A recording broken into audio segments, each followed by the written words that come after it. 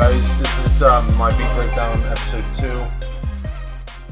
2. This will be the synth choir. My trap beat is proper sort of not well, it's got some unique kind of attributes, and a lot of it's kind of similar to a lot of trap music. So I'll just go through all the techniques I use that are well, I'll go through all of the techniques and I'll play it at the end. A lot of people said they wasted their time watching it last time because you don't even get to hear it at the end, but I'll play it at the end so you can hear it this time. So we'll just start off with some of the sounds I use. So I start off with synth. I don't think I changed much about it. I think I changed the delay a little bit on this one. This is just a preset. Obviously EQ would be, yeah, just EQ'd it a little bit. The first pattern sounds like this.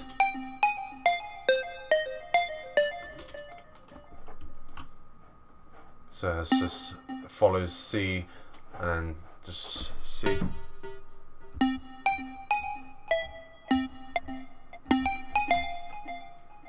Okay.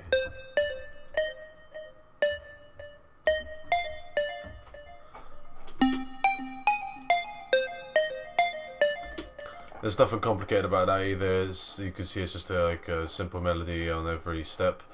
Nothing sort of crazy. I think it sounds kind of cool. So I've got this brass. This is actually a Hollywood brass, not from the expansion pack I usually use. So it's just a.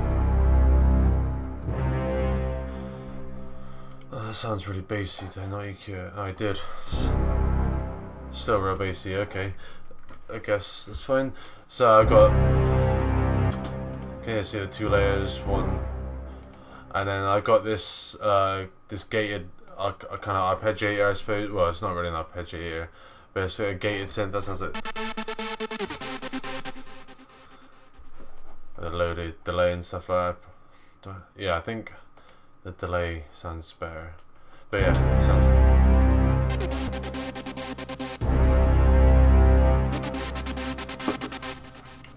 And that's just kind of like a filler. I think, I'm not sure if I only used that on the, yeah, it's only on the chorus just for that kind of extra bounce, that kind of higher into it. And you can see that one's a bit different just because change the length of it.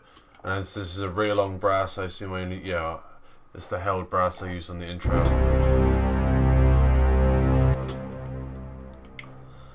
These orchestral hits, I never usually do a melody like this with orchestral hits. This was just for the chorus to add that kind of bounce to it again. It sounds like this.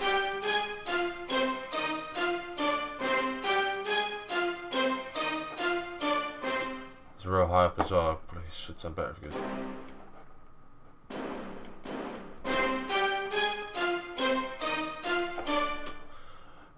So that one's just EQ'd and reverb, I suppose. Yeah, it's just a bit of EQ and reverb on that one. Nothing crazy. Again. And on my 808s, this is from my Christmas kit. I'll put the link to my newest kit in the description, which also has this 808 in it. And again, I'll tell, in case you didn't see my last one, I'll just explain this 808 real quick to you. When you get it, it will sound like this. You can hear I just only press 2 notes then. And then people say when they try and change notes, say they do this. And the other way, like the first note doesn't stop. That's a simple way to do it, because I assume yours probably looks something like this, I don't know. Yeah, I think it looks like that, like when you have the 808.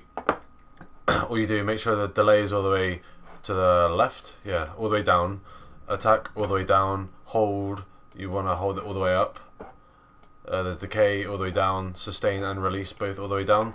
So basically it would just be a note where as soon as you hold it and as soon as you let it go, it'll let go like this.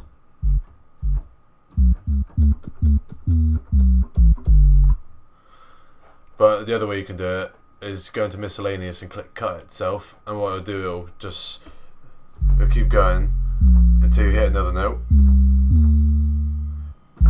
See, I've let go now, and you just, yeah, that's two ways to do it, but honestly I prefer doing it this way, just because it gives you more control over when the 808 starts and stops. So I'll play the pattern for you.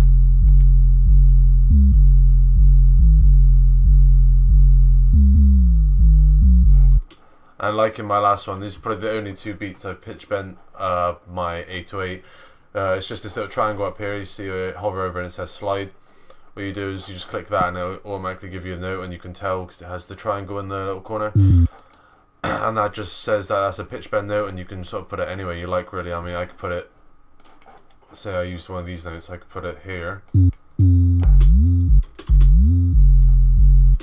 And the length of the pitch bend note defines how long it would take the pitch to actually bend. So you could put, or you can hear the difference. So that's just the useful technique, is pitch bending. They're all the same. And then my kicks, I won't talk about the compression and stuff of my kicks. I got a load of to punch it. That's all in my mixing series, which I'm hoping you've been watching.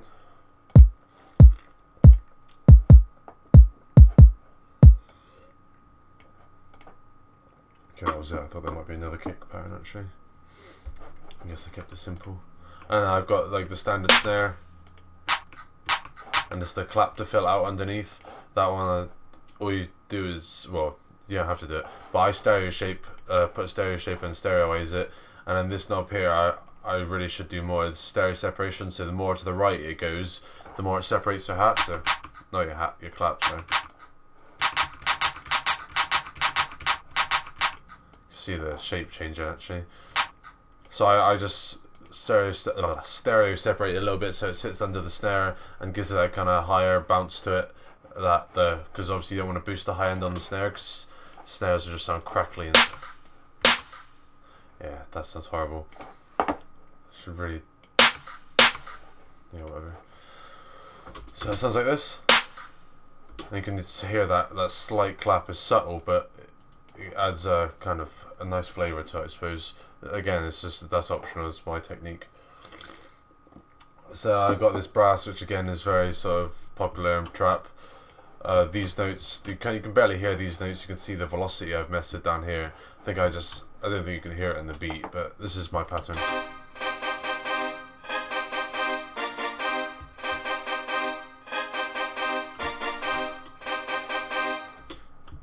It goes pretty fast and you don't even notice it in the song.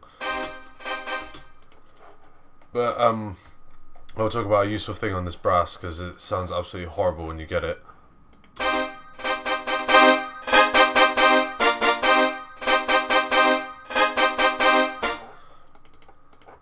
So what I do on this reverb, I'm pretty sure all reverbs do the same.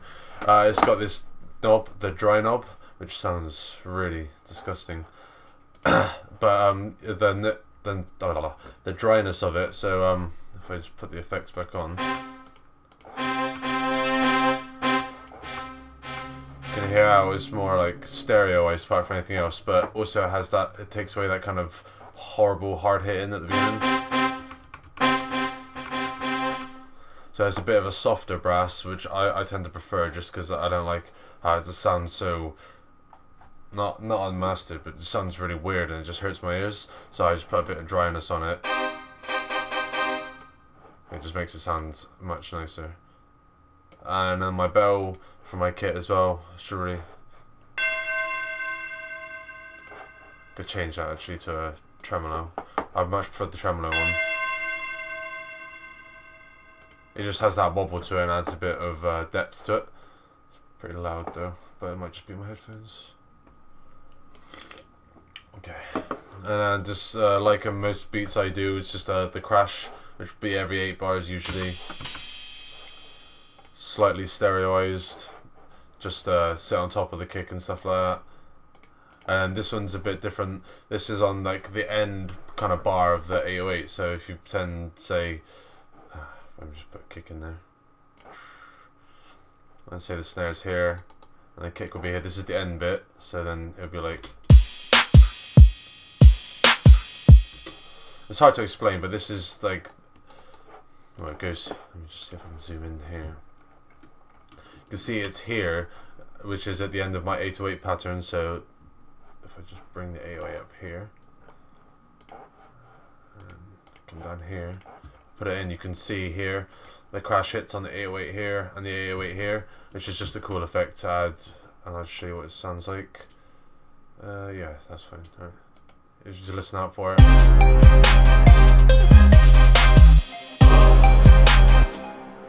You can hear how that sounds kind of cool. It's just like a build up to the next kind of section, which is a cool idea. And my hi-hats, I assume I panned them maybe? No, I didn't pan my hi-hats, must have forgotten to do that.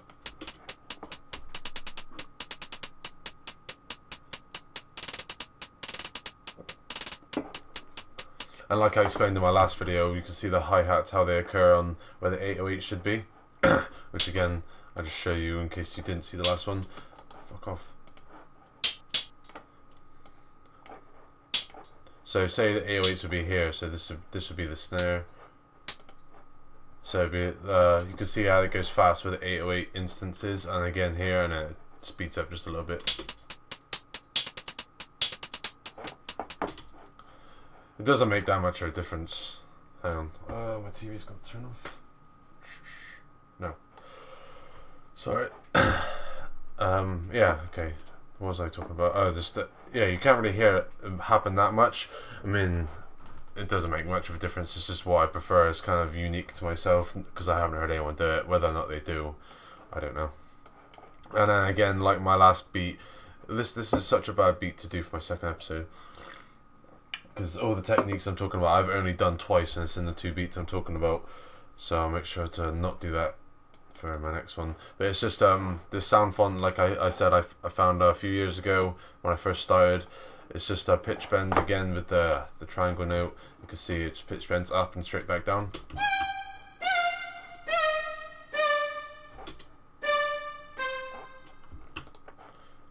Can't remember what I want to do.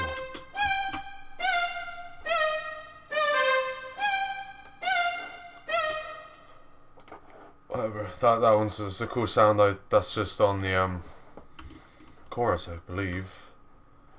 Yeah, it's on the second half of the chorus. Only the second half of the chorus. Just that extra build.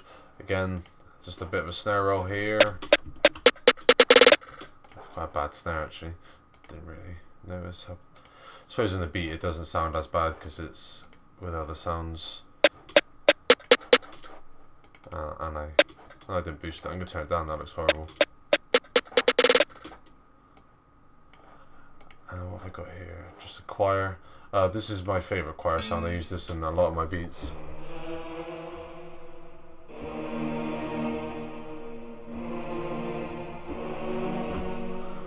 I believe that's just a C. It's got quite a lot of reverb. You can take that off if you have this kit, this Dance Orchestra expansion. It's a beastly kit.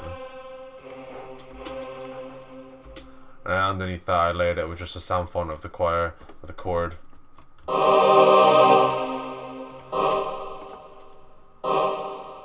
With a load of reverb to give it a tail. It's got quite a high amount of reverb just to match the choir as well. That's quite cool. I like that. And then again, like my kind of signature intro kind of sound is the marching kit.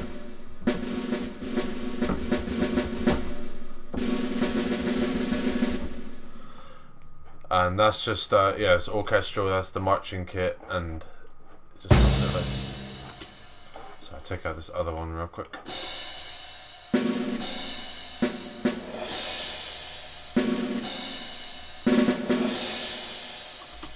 And that's just in the intro, just for a kind of filler, I suppose, in the intro, just so it doesn't sound so like simple and boring. And this is another Nexus. This is the Imperial March. I think I EQ'd this because it's only for the intro. Did I even put it on a mixer? No, it's not even on a mixer channel. That's how little I did to it. Like I did nothing to it. So it's just exactly how it sounds. It just repeats itself there. So with the snares.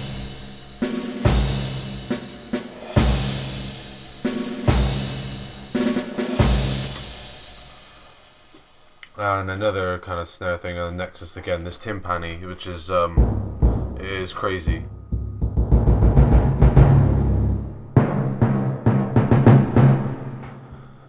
That's a cool sound. Like I did explain this technique. I think it was my last video. I explained it because you can see the velocity change here, the velocity change on this certain sound doesn't just apply to their volume, it applies to the actual softness, like that was the actual drummer hitting the note, so it's just the softness of the note. You can hear the difference in that one too. It sounds like the drums being hit harder, it's not just the actual volume, which is a cool cool effect, and you can work with that. See, I've just done the volume so it raises up, and I'll show you what it sounds like.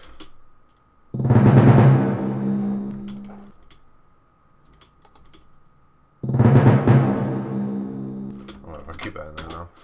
And I just put a snare roll with that as well.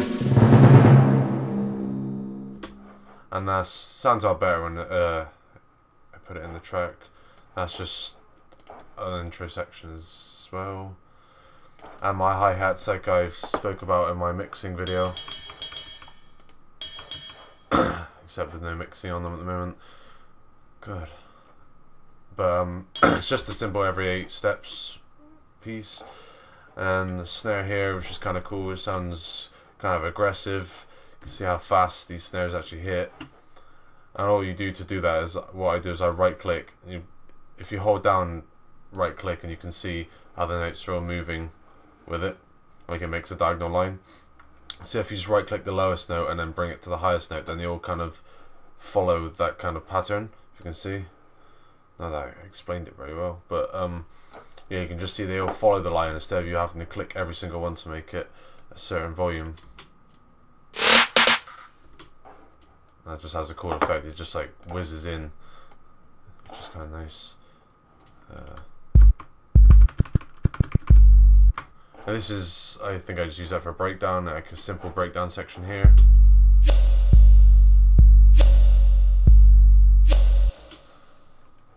And this is just the snare that's reversed.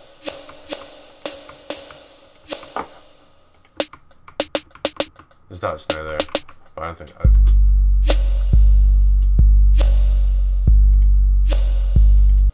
can't really tell it's in there, to be honest. But that sounds cool with the effect I'll show you in a minute. Some more snares and stuff which aren't important. If I just get you the audio clips and find, is it this bit?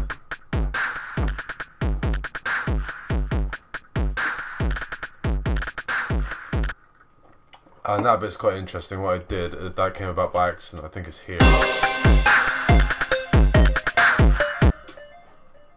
I just mute everything. Just find my drums and stuff. Yeah, that's cool. Right. Give it a rest. And so I'll just explain exactly how that came about, I suppose.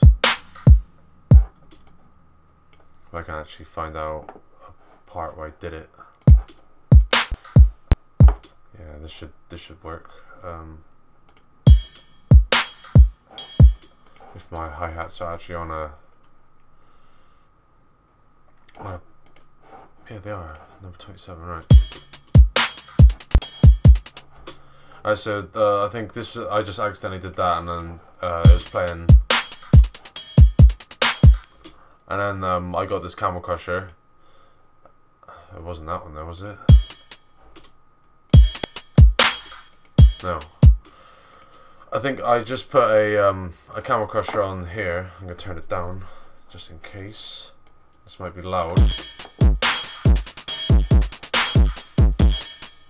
And I think I just went to these.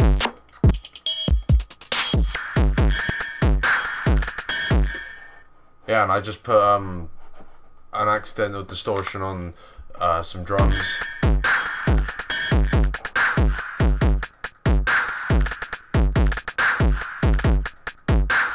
And it sounded like that, and it's a happy accident sometimes when that happens, so I just recorded that into Edison, and I got this sound.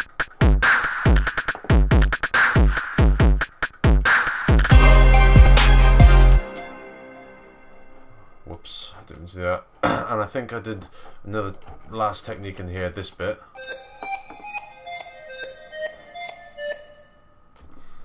And you can tell that's the melody reversed, and it sounds kind of cool. I'm just going to figure out if I actually kept that pattern in here, so I can show you exactly how I did it. I didn't, so I'm going to have to do it from scratch. This will be a bit easier. So what you do, you get your melody, if you want to do this effect, get your melody, find a new pattern, just chuck that in there.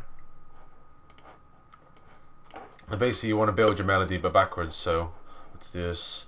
So the last note is a D, so I'm going to put D there. The next one is F, so let's go F, and you can see where I'm going with this, D sharp. So I'm basically going backwards because you can see that kind of symmetry if you cover that bit of the screen. So then after C it goes up to F, G sharp, G, and then all the way down to C down here. Which shouldn't be too hard to follow. You can just see my melody is completely reversed. Let me just sling this over here. So now I've got a backwards melody.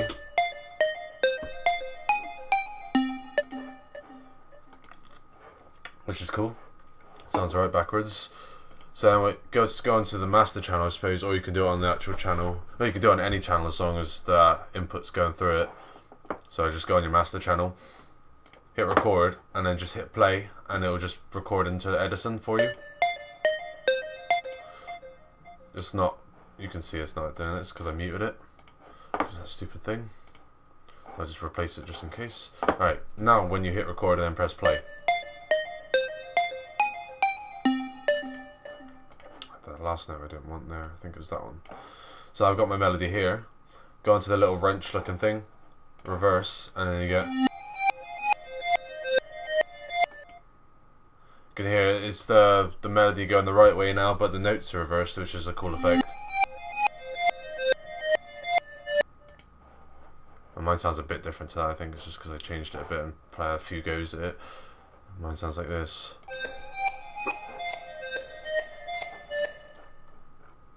Well, I'm pretty sure that's all my kind of techniques I spoke about here. There's nothing special in this beat apart from just the usual like glitching and stuff which I do. So I'll play this beat now for you, and I'll see you in a bit. So thanks for watching.